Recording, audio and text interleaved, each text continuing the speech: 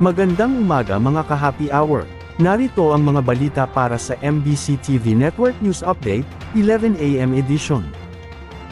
VP Sara Duterte, nakagastos na ng 7.47 million pesos sa pagbiyahe sa ibang bansa.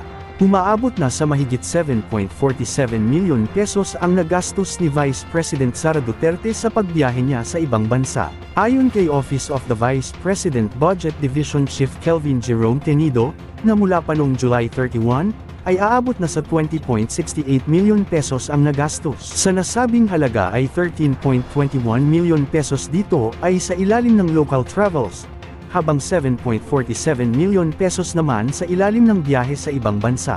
Ipinagtanggol naman ni OVP Assistant Chief of Staff Lemuel Ortonio ang pagbiyahe ni Duterte, kung saan ito ay mayroong sapat na mga dokumento o travel authority at hindi gumamit ng pondo ng gobyerno. Nakatakdang bumiyahe ang Vice Presidente sa Tokyo at Nagoya sa Japan sa darating na September 20 at 21, ito na ang panlabing-13 na biyahe ni Duterte sa ibang bansa, ngayong taon.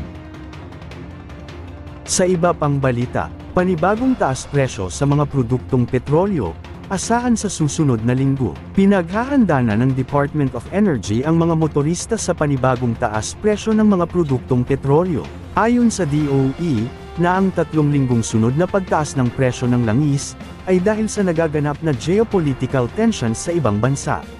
Sinabi ni DOE Oil Industry Management Bureau Assistant Director Rodela Romero na maaring magtaas ng hanggang 20 centavos sa kada litro ang gasolina, habang ang diesel ay inaasahan na tataas ng hanggang 50 centavos, samantala ang kerosene ay maaring walang paggalaw.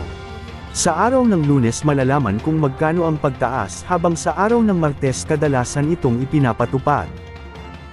At yan ang mga balita para sa MBC TV Network News Update, 11 AM edition. Abangan ang mga susunod na balitaan mamaya, para sa 2 PM edition.